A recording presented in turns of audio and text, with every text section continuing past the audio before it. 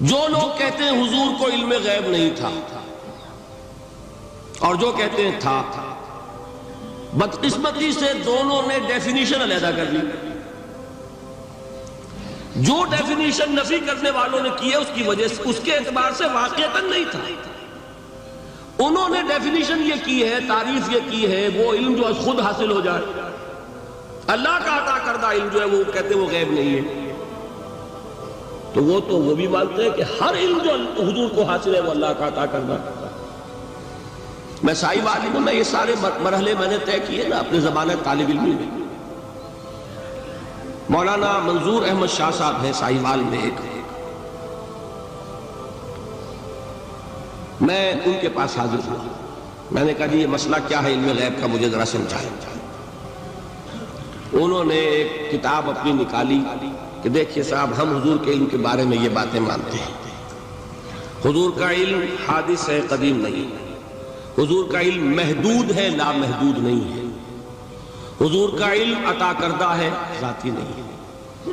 میں نے کہا یہ تین باتیں اگر آپ مان لیں تو میرا تو جھگڑا کوئی نہیں۔ ہوتا کیا ہے، جب آئیں گے وعظ میں، خطابت میں، تو عالم ما کان وما یکون، اب الفاظ وہ استعمال کر جائیں گے۔ ایک واعظ ہے، عام مقرر ہے، واہ واہ ہوتی ہی نہیں، نعرے لگتے ہی نہیں، محفل میں گرمی آتی نہیں جب تک کہ ایسے مبالغے نہ کریں۔ لیکن وہ چیز لکھی ہوئی ان کے ہاں ہے کہ حضور کا علم حادث ہے، قدیم نہیں ہے۔ حضور کا علم محدود ہے، لامحدود نہیں ہے۔ حضور کا علم عطائی ہے، ذاتی نہیں ہے۔ ان تینوں چیزوں کے بعد کوئی بڑے سے بڑا وہابی اور بڑے سے بڑا اہل حدیث بھی انکار نہیں کرتا۔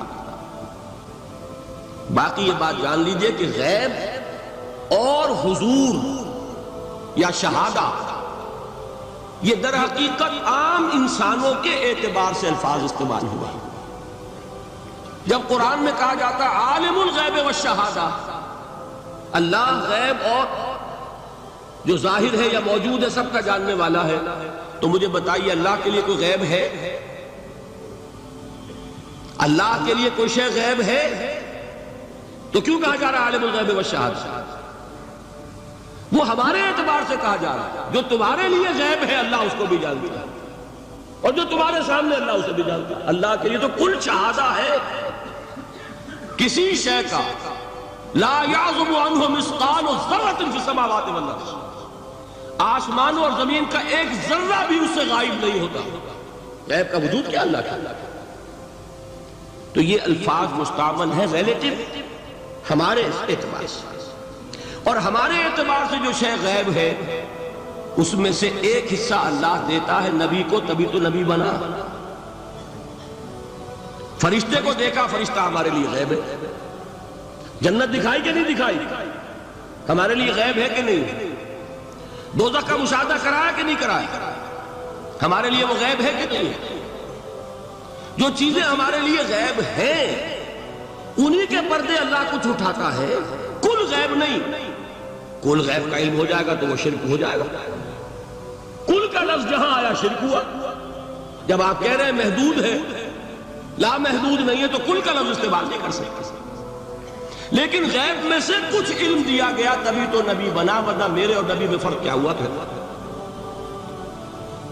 البتہ یہ کہ وہ غیب کا علم ہو یا حاضر کا علم ہو، سائنٹیفک نالج ہو یا وحی کا علم ہو، کوئی بھی علم ہو، آیت الکرسی کے الفاظ نوٹ کیجئے، یعلم ما فی السماوات وما فی الارض، وہ جانتا ہے ولا یحیطون بشیء من علمہ الا بما شاء، مخلوق میں سے کوئی بھی اس کے علم میں سے احاطہ نہیں کر سکتا مگر جتنا وہ چاہے۔ اب یہ بات علیحدہ ہے کہ ہم کون ہے طے کرنے والے کہ ناپے بیٹھ کر کے اللہ نے ابراہیم کو کتنا علم دیا؟ ہم ناپ سکتے ہیں؟ عیسیٰ کو کتنا دیا ہم جان سکتے ہیں؟ تو ابراہیم کا، موسیٰ کا، عیسیٰ کا نہیں ناپ سکتے تو محمد رسول اللہ کا کہاں ناپیں گے؟ یہ پاگل پن ہے، یہ ہے جو غلطی ہوتی ہے۔ ہم کون ہے طے کرنے والے؟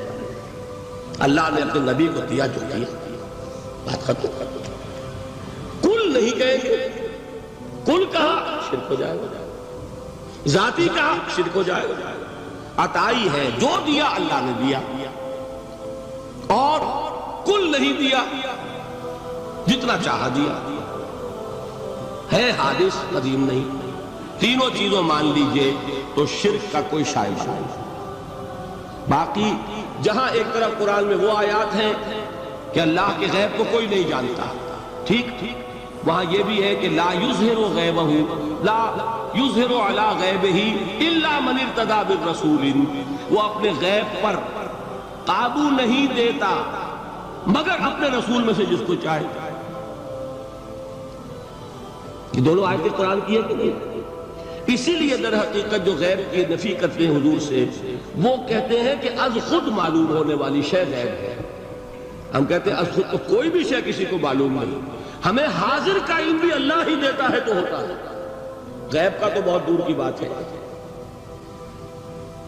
یہ مسئلے بڑے سیدھے ہیں، خام خواہ ہم نے پیچیدہ بنایا ہوا ہے، خدا کے لیے ان مسئلوں کو سلجھائیے۔ حضور کو علم غیب حاصل تھا جاتا ہے، اس میں جو اصل ٹرک ہے، مسئلے کو حل کرنے کے لیے جو اصل کلید ہے وہ کیا ہے؟ پہلے غیب کو معین کر لیا، غیب کسے کیسے؟ بعض لوگوں نے اس کی ڈیفینیشن یہ کر لی، غیب کا علم وہ ہے کہ جو از خود حاصل ہو جائے خدا کے دیے بغیر۔ اس معنی میں تو کسی کو کوئی علم حاصل نہیں، کوئی اختلاف ہو نہیں سکتا۔